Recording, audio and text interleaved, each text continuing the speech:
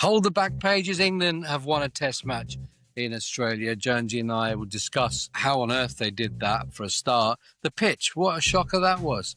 Who decides what these pitches are like, and what are the consequences for producing a pitch where the match lasts only 2 days? What should happen now when people have paid decent money for day 3, 4, etc.? Should there be some sort of event that's put on for these people to go and watch a game of cricket?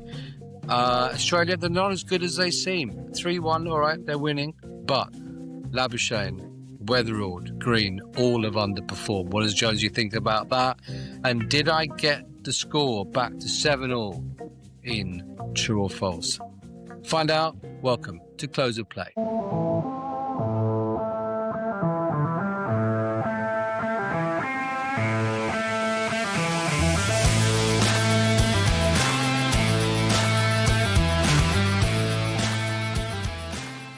Yeah, there you go. Normally it's a countdown, isn't it?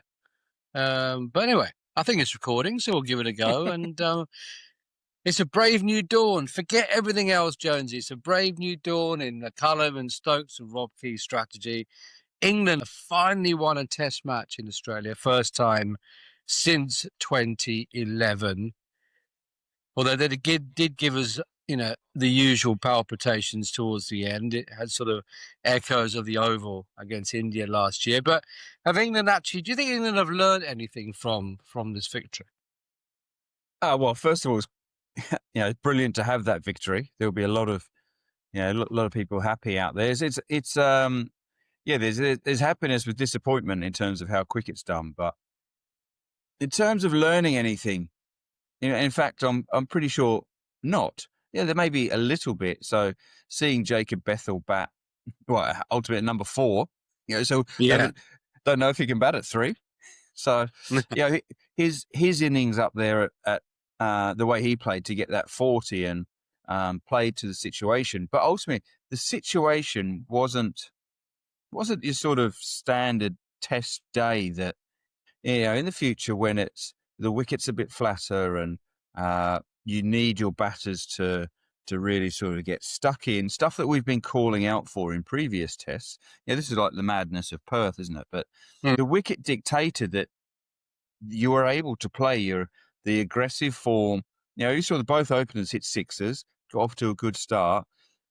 So amazing for the win. Really, really happy for the win. But that question still lingers of what happens when it's a tough day, like we saw, like a hot day. We want the batters to sort of get stuck in. This one is, I think you've just got to, you look at this test match for what it is. A wicket that wasn't fit for purpose and batters who called upon their one-day style of play to get them through and chase a total less than 200. Jacob Bethell came in, got 40. Zach Crawley, 37, and Ben Ducker got 34. The funniest moment for me was when he ramped. He had 4 before, and then he ramped. I think it might have been Mitchell Stark. Can't remember. Somebody anyway for 6, and then the next ball was a 4 defensive, and that got the biggest round of applause from the Barmy Army, which probably is exactly what you're saying.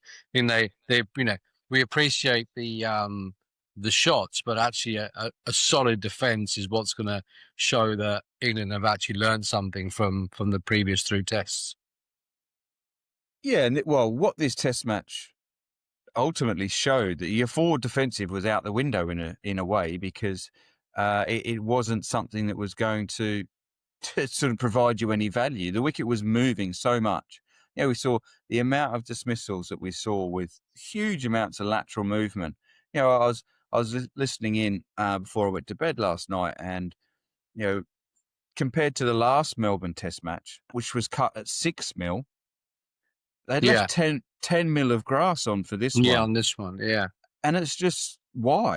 I think the talk is that the groundsman, or he's got some fantastic name. He's not a head groundsman. He's because he's at the MCG, a bit like at Lord's. He's got an extra title, but he thought that he was going to be affected by hot weather. Well, actually, it was so cold there, and putting putting 10 mil of grass. It took me back to sometimes we would go to Essex. Essex would go there early and we'd pitch up and they'd have that sort of length of grass on there.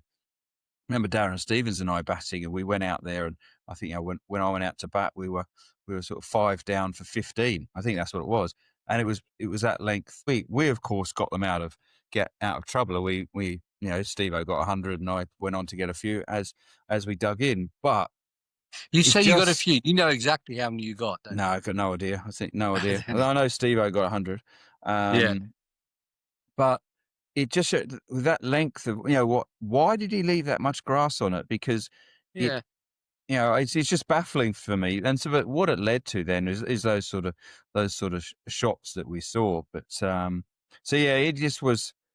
was amazing to see that. But you're right, the forward defence, it got the biggest cheer because the Barmy Army are very astute, and they, that's what we've been talking about. But ultimately, in this Test match, your forward defence didn't matter much because the ball was generally going to move past it and not get you out. No one got to 50. No team got to 200. And this time, actually, the bowlers did well. They bowled the right length. We bagged Brighton Carse on yesterday's show, and he bounced back and took 4 for. Josh Tongue's taken 7 in the match, proving that he probably should have played a bit earlier in the series because he bowls the right lengths. Will Jacks, you said it when he first got picked, and a few other ex-players and commentators have now said it as well, that, he's there to protect the top 7. But, he didn't bowl. I don't think he bowled a single over in this Test match, and he batted once and got 5. If England, is that not just, I know they won the match and all that sort of thing, but surely a more balanced side is the way forward. So Potts will probably play the next Test because Atkins is injured. But, is it not a time to say to the batters, you're there to do a job and we're not going to protect you anymore? Well, potentially, yeah. But the way that this management team is sort of sets things out is that how now can you pick Shoaib Bashir? In terms of everything they've said by having Will Jacks in there, basically saying, well, yes, you're our number 1, but you're not good enough to be in this side because you don't bat well enough. We're just sort of disregarding your bowling because what we're looking at, our batters can't be trusted. So we need to we need 8. We need to have 8 batters, and then we're happy. We're happy for someone who we're reluctantly going to throw the ball and then when we do throw the ball, we're just going to keep bowling it even though they get, getting hit for a few. So Will Jacks is in a tough situation. I don't blame him at all. It's not his fault he can bat well. He's not ultimately there to be the lead spinner. But he is though, isn't he? I mean, he's there because he can bat, but he is also there as the lead spinner, sort of hedging their bets a bit. But on the pitch, maybe Stokes goes to a spinner as the last option when the quicks have done their job, as opposed to maybe other teams like, let's go back to Shane Warne. I know he's the greatest, but using that spinner as another bowler, who can do the same sort of job as a quick, i.e. take wickets and whatever. In England, by hedging their bets and not trusting the spinner, have just gone down the line and, well, we might as well play no spinner because that's what's happened anyway, because Stokes doesn't really bowl him. Yeah, well, Nathan Lyon showed it at Adelaide, didn't he? He came on quite early and got those 2 wickets, and that really changed. He showed the value of that. So Australia showed it, but yeah, it comes back. And Will Jacks having bowled as much as he did and going for 100 in each time, it's sort of it's shown us on the outside. Well, hang on, it's made us really even further question it. And but going forward now, so forget what's going on. Going forward now, who the heck plays?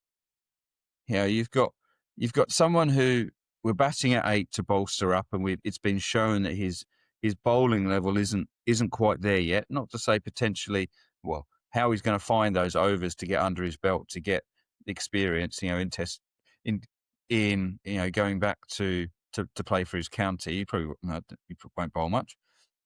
You got Bashir, who doesn't have a county, but yet has a has a full contract with England. So who's he going to play for? So Mm. if we fast forward to the first test in England, who the heck are we going to pick? It's so go For me, looking ahead. That's the worry. Geraint Ahmed's got to play. I think I said this at the very beginning. He should have been another spinner on that tour, because when when the teams will get to Sydney for the New Year's test, traditionally that's where two spinners have played. Warne and Stewie McGill always. McGill actually, really just played at the Sydney Cricket Ground, and if Bashir doesn't play at Sydney, he's never going to play again, as you say. And this is probably a watershed moment for the young man.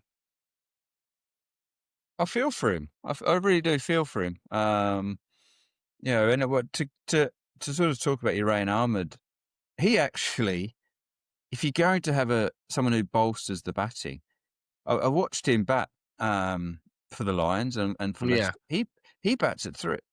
He's a tremendous batter. I think in terms of Test match level, I think he's your backup spinner. I don't think he's a frontline spinner. I've watched him bowl a lot, and I watched him. I think he must be about guessing. No, it was Kent playing Leicester, and he bowled a lot there, and he didn't put them under a huge amount of trouble. So he actually is your person if you want to play have a spinner who bats at 8. He actually is your man there because of his quality of batting. So, but yeah, I don't. So I'll still come back to. I really feel for Bashir, and so what happens at Sydney? I just can't see us playing two spinners. But I can't see. But it depends. It really depends on the wicket there, doesn't it? And you're right. It generally does spin there, but very, very rarely will England pick two spinners. They will want their seam attack plus one spinner and then Joe Root. So that's the thing. Yeah. So So it's Potts for Atkinson. That's the change, isn't it? You'd say. For Sydney. Yeah, has to be.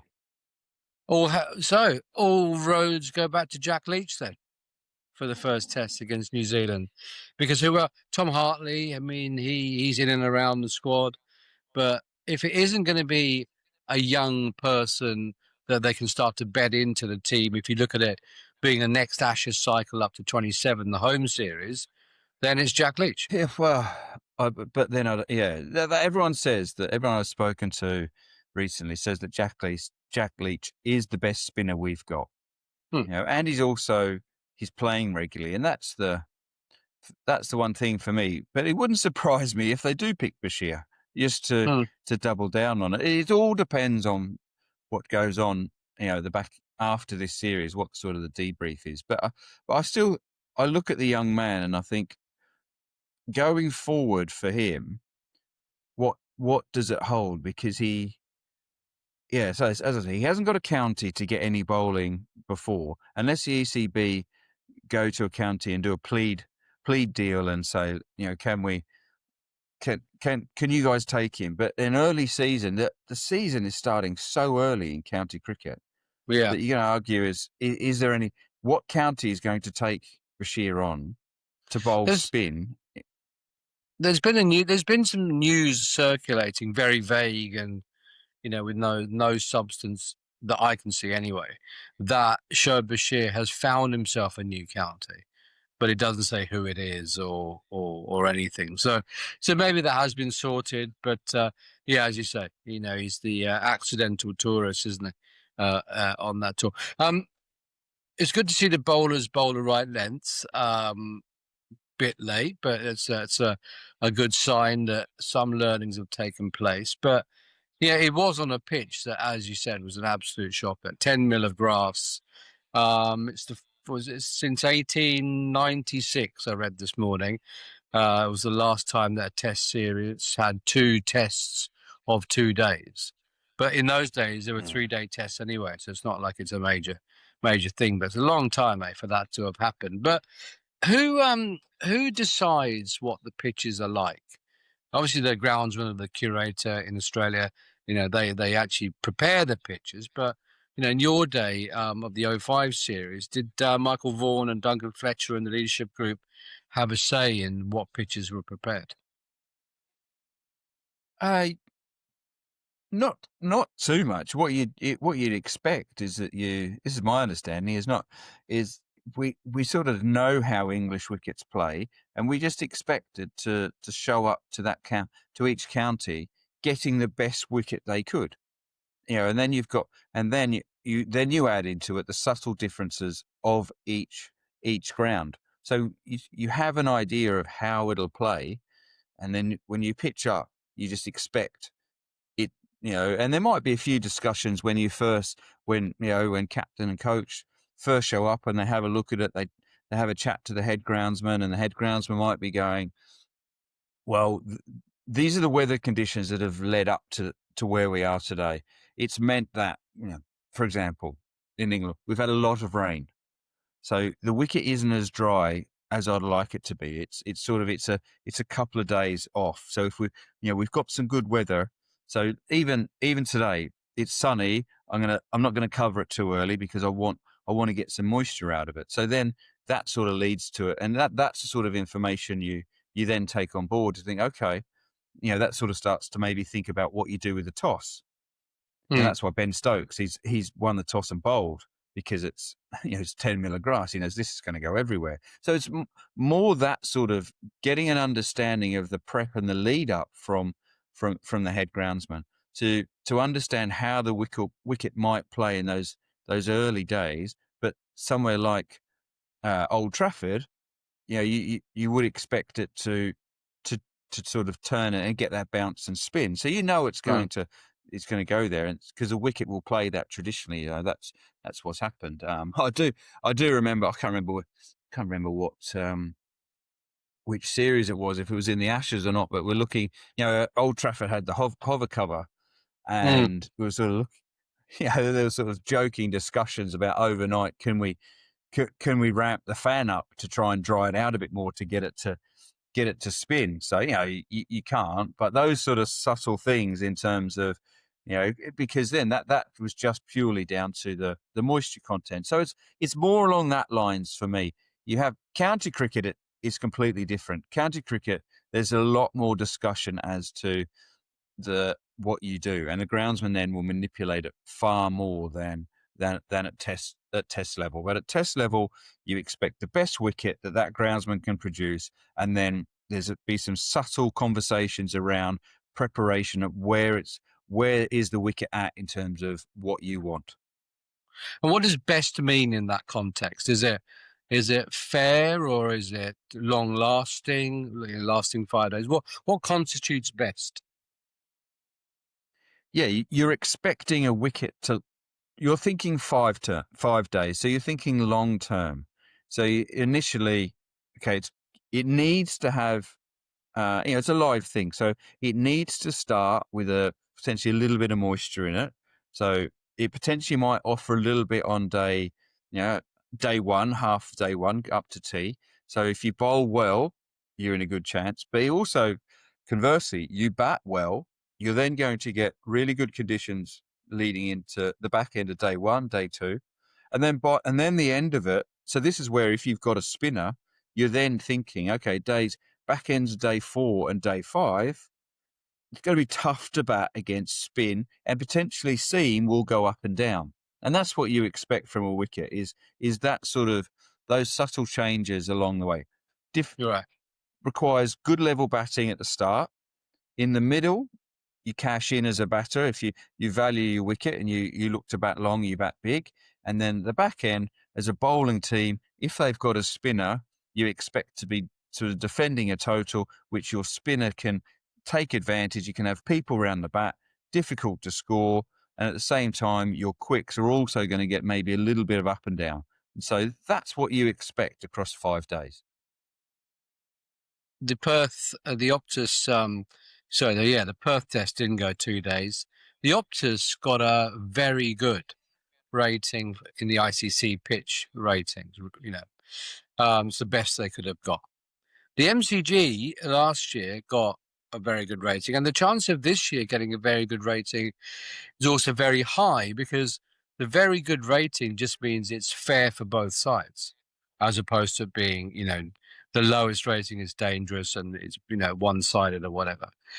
But that doesn't show or tell the true picture, if you like, or paint the right picture of what that pitch was like. Because how can a pitch get a very good rating if it only lasts 2 days? Well, the key word and then the key sort of sentence you said there was fair for both sides in terms of what I would put there. It wasn't fair for both aspects. It wasn't fair for batting. Compare it to Optus. The Optus didn't move as much sideways as this wicket has. This wicket has moved so much sideways. You've got the best batters in the world getting nowhere near it. So the way Travis Head got out, and fair play to Carse, he bowled well. So a little bit of width early on, but then he came over the wicket and tucked him up, and he got a ball to move off leg stump and clip off. Travis Head's no one's hitting that. So I would say that the fairness level was skewed heavily towards bowling. Yes, both sides had the opportunity to bat on it, but I bet you that both sides are going to say that's a ridiculous wicket. So it was actually a really poor wicket. It wasn't fair for cricket. So if this shouldn't get a very, very good. I understand it with Perth and at Optus because I think the actual batting was terrible. Badly. Travis, For this one it shouldn't. Good at best. I don't even think it was good. Because it's moved too much sideways for this level of quality bowling to exploit it. In the second half, we'll talk about what should be done if a match only goes for 2 days and sell-out crowd for day 3. What should be done? Have some ideas around that. We'll also talk about potential changes for Sydney.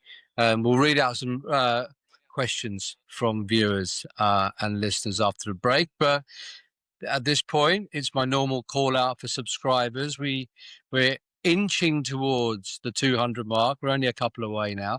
So if you would like to win something that Jonesy's going to find, it might be one of his props that he brings out on the show. It seems to be very prop-free today. You see what it is today?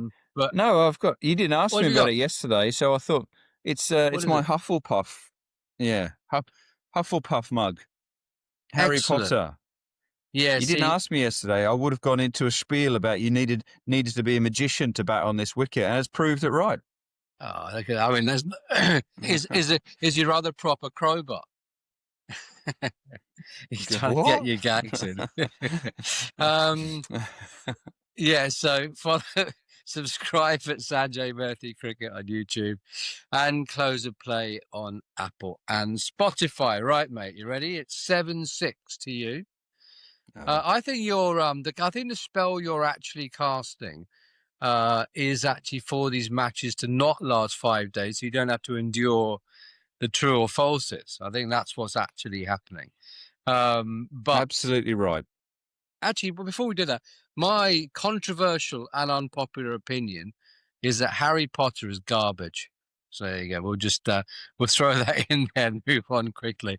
Oh my gosh! Right, that was him, people, not me. That was Sanjay Murthy. Exactly. Not I'll say Geraint it to anybody Jones that said that. Absolute garbage. Right, you ready? In 1890, Arthur Shrewsbury had to leave the crease in the middle of his innings because he was the local magistrate and was called to attend an urgent case involving an accident involving 2 carriages, one of which was owned by the lord of the manor. Is that true or false? It was at Headingley. So 1890, Arthur Shrewsbury, did he have to leave the crease because he was the magistrate and got called to adjudicate a major incident involving 2 horse-drawn carriages, one of which was owned by the lord of the manor? It's complete nonsense. It's just a guess, isn't it? It's no, This is where I need a Harry Potter spell to get me out of here. If I could, yeah. Don't see the brain. At this point, this is just. I just know. Do you know what's going on? You just got in my yourself head, into a it's just bad like mental state over it. That's the thing.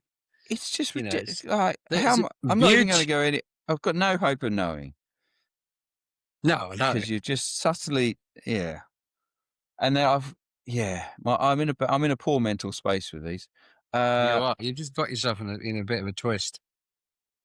Yeah, and that's why I just throw something at you, and I don't. Mm. I care, but I don't care. I care when I'm wrong. So I reckon you. Oh, come on, I don't know. It's. Let's go. Yeah, let's go true for it because it's probably not going to be, and you're going to thoroughly enjoy telling me what the subtle difference was. There was only one carriage and not two. But come on, I'll go true. Okay, well, it's 7-all, as you knew it would be. I made the whole thing. No, I made the whole thing up. Correct. None of it was true. Yeah. Not a subtle difference. I made the whole thing up. It never happened in any way, shape, or form. So there you have it. Yes, Arthur Shrewsbury did play for England in 1890, but he wasn't a magistrate. He didn't have to leave his crease. There was no accident, etc., etc. So for me, good question. I'm the Steve Waugh in this case. Mental disintegration, mate. I've got you. And I'm going to be storming. Do you know all I can victory. say at this point, mate? At this point, I can say thank you, England. Thank you very much. I don't have to put up with this for, 6 days or something? Yeah. Longer. When is it? Longer, maybe. Yeah, well, 2nd of Jan or something. Yeah, you've got. That's it. Actually, that's fair. We're going into the new year all level, which is how it should be. There's nothing fair about these questions. They're rubbish. Yeah, the actual what I was. So what had happened is that I'd prepped, obviously Christmas period and going out and stuff. I'd prepped one for each of the 5 days. Today's actual one, which did happen, was on this day in the day 2 of the 1971 Ashes. Actually, go on, let's do this. In day 2 of what great English fast bowler made his Test debut in the 1971 Ashes series in Australia, 70-71? Great fast bowler, sadly no longer with us. I don't know, but you told me. Well, you told me the answer's true. So true. Yes, true. Yeah, is it so Bob that Willis? is true. Yeah, it is. Yeah, Bob Willis. Yeah, made his Test debut. See, I would have got that. Yes, what you may well have got, but we'll never know, will we? Hey, now, so 2 tests now haven't gone into a third day, and millions and millions of dollars have been lost by Cricket Australia, and we talked about the food bank, the donations that were given by the Optus, and let's say the MCG does something similar, but. What should happen? I don't know who it was, but a prominent Victorian, it said on X, had suggested that should be a one-dayer played tomorrow between Australia and England, just because 90-odd people have bought tickets. Should there be something? Is that practical? Should things like that happen? Could they happen? Unfortunately, no. Good. No. I totally understand the theory.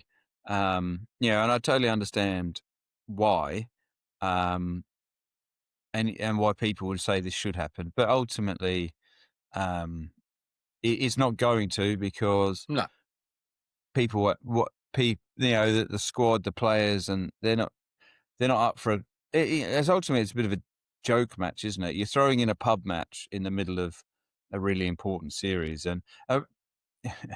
There's probably clever ways in which, but your 90,000 aren't going to come and watch a joke T20, are they? So I get it, but, and this is where it's got to come back to. This is the importance of a good wicket lasting those days. That's the more important factor. The head groundsman should be getting the old phone call, come and have a chat, please. But if you are on one of those 90-odd thousands bought a ticket, and you were looking forward to and it's going to be a gorgeous day in Melbourne, tomorrow, and you were one of those 90-odd thousand people, would you not rather go and see something rather than nothing? And the players are geared up to playing, right? Because, obviously it's potential is a 5-day test, and this is only going to be day 3. We're not talking about days 3, 4, and 5 doing something else. But yeah, it's a joke match, it's a pub match, but it's still got the same players. And actually, from a family fun day sort of type of experience, it might be a really good thing. But in my eyes, you're the ex-player, I'm not. In my eyes, that's a better thing to do than not. But it's from the player's point, it's the last thing you'd want to do. You've just won a test match, and the last thing I'd want to do is trudge there the next day, basically because we have to, being forced to, not because there's nothing on the line, and you're also relying. Does someone like Mitchell Starc want to go out there and bowl again? Yes, it's 10 overs. These guys who have put the effort in with the bowlers and then go, right, go and have another 10 overs sort of thing. So, like I said, I understand it. I've got a good, former deputy head, Tom Moulton, who is an absolute cricket lover. He's been at these first 2 days. He sent me pictures of him day 1 wrapped in the biggest coat I've ever seen because it was freezing there. And he sent me a picture after today's play of him happy celebrating. But ultimately, when I messaged him yesterday, his thing was that he hoped it went into day 3 because he has a ticket, and that's a cricket lover. And so I absolutely get it. I do understand it, but then the flip side of it is, as a player, there's just no way you'd want to go and do it. It's still mid-series, don't forget. So what happens if someone gets injured? Because the wicket is shown to be, and that's the other thing. Would you want to go? Unless he probably would cut a load of grass off and bring it back. But you've got to think of it always comes back to the injury. You wouldn't want to risk any players being injured, going, with still a test match to play. You could argue that if the match had gone to day 3, someone could have got injured. Gus Atkinson got injured today. But anyway, I get the point. I just think, and I get that it's not the player's responsibility to put on a show or to make it last 5 days. It's the curator, the groundsman, it's the, whoever else. But I think, if you've got a situation where a combination of substandard pitches / substandard batting or bowling, and you're going to, there's already the call for test matches to go from 5 to 4 days. There used to be 3 days. Where does that stop? Because if you have more and more 2-day matches, there should be a responsibility on the boards to have a provision for something that means that the fans don't feel cheated, because ultimately what the board wants to do is sell tickets and the sponsors are happy. But anyway, it's it's not something that you and I are going to be able to resolve. So the tour moves on to Sydney, as we said, and then just in the new year for the last test.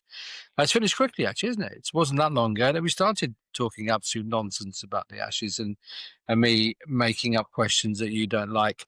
A lot has been made of the English side, but the Australians aren't in great shape. I know they're 3-1 up, but Labuschagne, Green, Weatherald, have and Khawaja's come in and out, and he did all right in the first innings, but they're not in great shape either. I think the bowlers have saved them. Bowlers and Travis Head have effectively saved them from being shown up to being a side that isn't as good as the scoreline suggests. Yeah, all that leading into it. You think, with Marnus Labuschagne, he was out of the side until he'd gone and dominated Shield cricket, and it was one white ball stuff that then led into some red, and so his questions still remain. I saw a stat about how long it's been since he scored 100. And where his average is going, and he's probably one that's going to be a bit even with his dismissal in the second innings, you can see how disappointed he was. The fact that he wanted it to bounce because he wanted to go and score some more runs, and that, but he was given out, and so you've got that. Weatherald has come in and he's been there's a big technical issue with Jake Weatherall that's been highlighted, and now that's out there. Test bowlers around the world will be looking at that and going, well, we Yeah. can exploit that every single time. He's shown glimpses of why he's been selected, but also there's also a big doubt on him going forward. Is he going to be a consistent run scorer, which be a bit of an issue. And so you've got that. And I think there's talk of this being Usman Khawaja's last series, of him retiring. You know, I don't think you'll see again. So you're right. All the stuff about at the start, and their batting order going forward, because ultimately, as good as your bowlers are, it's set up with foundations of runs. That's what happens. And at the moment, Australia must be worried about their foundations of runs. And then you say you add Cam Green in there as well, the all rounder who's not doing either particularly well. So so Australia's got some thinking to do. You could argue that England are more clearer coming out of this series, even though we've lost it. And as England have got more clarity with the players they're going to, majority of the players they're using going forward, compared to Australia, what they're doing going forward. Do you know enough about Shield cricket to shed some light on who the next sort of cabs off the rank are at all? No, I don't know. Basically, to be honest, they will have some really good players. Obviously, come on, brain. You got the young Sam Constas is one. Yeah, and McSweeney's another this time. So Sam Constas, I remember him ramping Bumrah. When I was out in Australia last year and sitting with my dad to watch must have been the Boxing Day Test match. And Sam Constas on a wicket that Bumrah was getting a bit. He brought the ramp out, and he got a load of flack he got his way in through. Yeah, exactly, and because the reason was because he wasn't playing. He didn't look like he didn't trust his defence, and so ultimately, what do I do? But he had played that way, and he hasn't had any sort of. He's had a little bit of success going out, but they looked at him, I thought, and think, well, this isn't a way that we feel an Australian opening bat can have success at. You need to go away and churn out small runs. But obviously, with Khawaja unlikely to play international cricket after this series, they do need to come up. So he may come back into it, but whether or not he's done enough. So that's the only sort of name that I know out there. You mentioned McSweeney. There's some batters that they need to find. Yeah, didn't he get a double 100 against the Lions in the Prime Minister's game? I think, I'm not sure. And there's another couple of quicks, isn't there? I think O'Brien's one, and there's a couple of others. But I think you're right. So England is a young side trying to forge an identity, and that's something you like.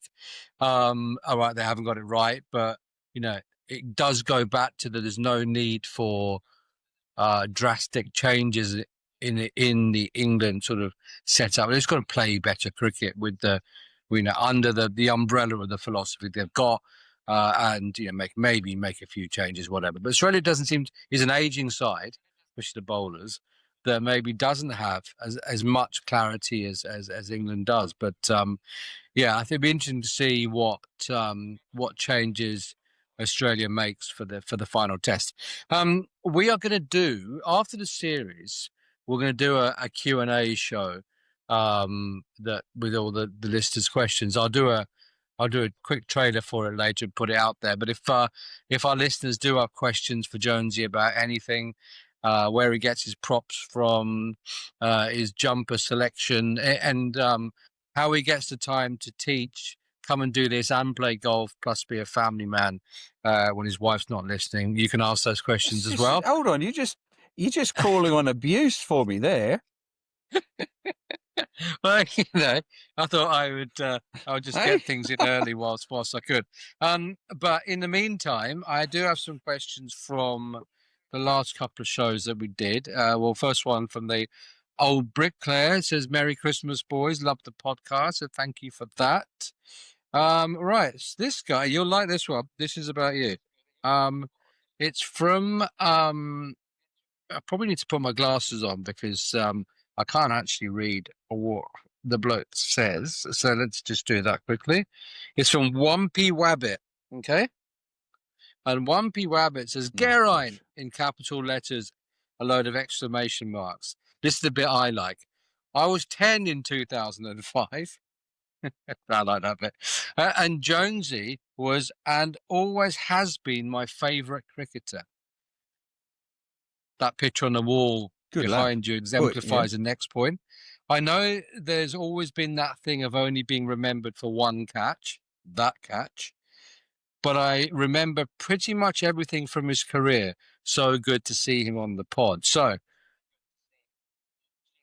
I want you to set him a question. All right. I've only just thought of this.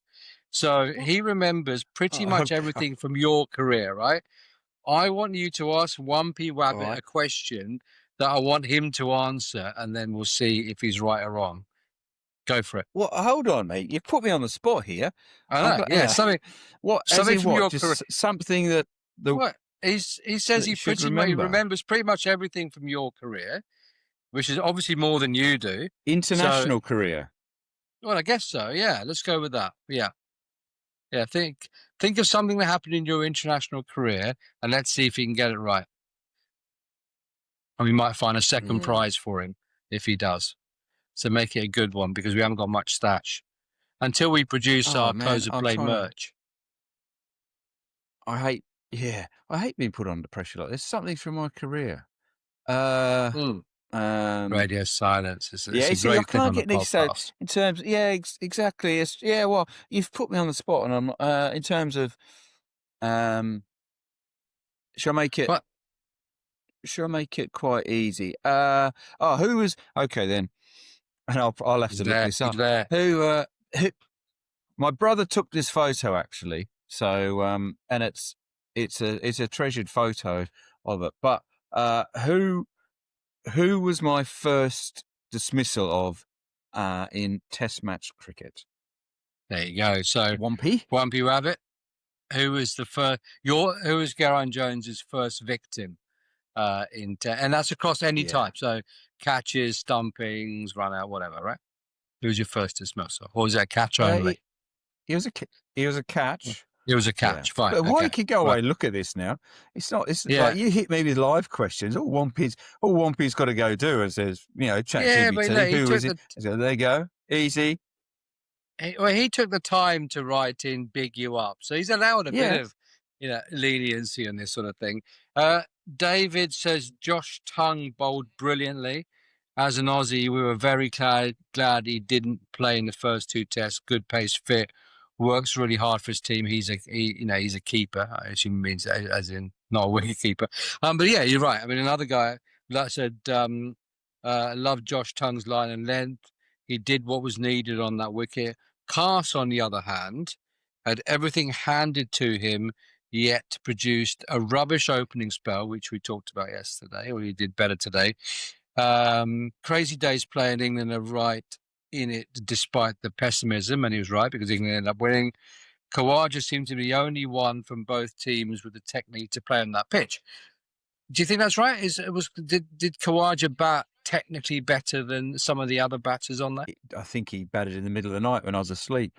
So, So was there a question in there or just a load of statements? No, the question was I made up at the end. Khawaja, did he have a better technique? It's not even a viewer's question. It is a viewer's question. I read the question. There wasn't actually a question, but I just added the question to it so he didn't look bored at the end of it. David also says, I do think Stokes is the right choice as captain. Do you agree with that? Yep. Yeah, absolutely. He says overall, he's the leader of the group, and I do quite. I suppose that the only thing is a little bit more patience in situations, sticking with what they're doing, rather than in a way press all change, but where too soon. So, when using the bowlers with their the bowlers need to come to the party as well. But Stokes just being a little bit more patient. He showed to me that he's the absolute leader of the pack. So yeah, him staying is definitely.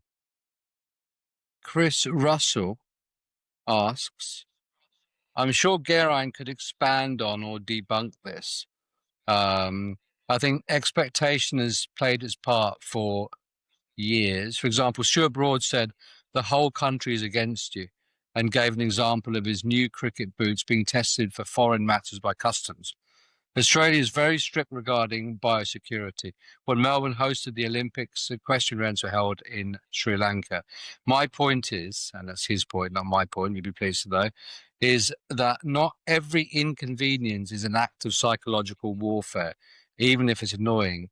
In that drunk ducket video, Ben is offered an Uber ride, not hostility.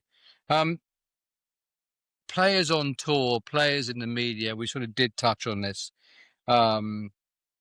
Is it easy to get distracted by what's going on around you, and therefore you lose focus on what you're there to actually do? Yeah, and there's parts of that. So who asked that question? Chris Russell. Chris says, yeah, Chris is right that there's definite parts of that, and so with Broady talking about the biosecurity, that players accept that. We know that that's happening. It's not like the security, the customs guys. You know it as a player that's been there. You know that that's part of it, and I remember cleaning my spikes before going over there because not wanting the hassle. But you know that's part of it, I suppose. And it's just, for me, it was gentle ribbing, in terms of, but what it is.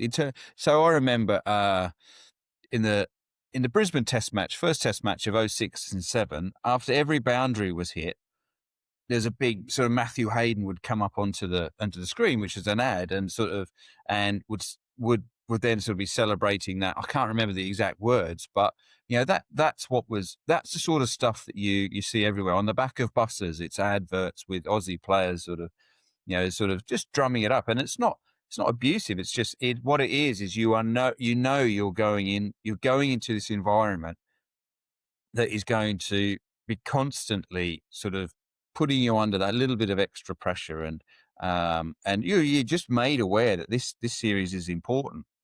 And so with that stuff, you mentioned the Ben Duckett stuff, and it was an English guy who was doing the filming there. Yeah. So that's what was disappointing. Yeah. And it was an English guy who then sold it to a paper over here. So a lot of what you receive in Australia is understood. It's just that it's ramped up, and you're going from city to city, and that's the thing.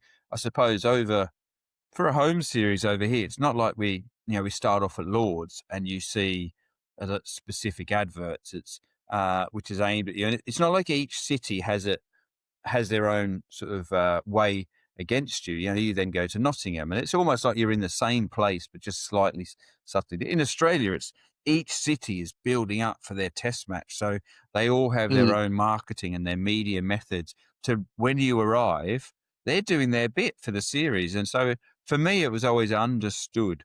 And at the ground is pretty hostile. The Australians love going to the grounds and throwing some abuse. That's part of it. But the rest of it, I feel, is understood pressure that each city adds their bit to it. Well, England can go off now. They can play as much golf as they like, go back to Noosa and get laddered again, do what they want, because they've actually won a test match in Australia. First time England's won since 2011 there. So what's that? It's 14 years or so. So on that high and glorious note, Jonesy, we will finish this episode. Just to say Happy New Year to you and the family, and to all of our listeners. And we will catch you with the first day of the Sydney Test in January 2026. Have a good one, mate. Cheers, mate. Same to you.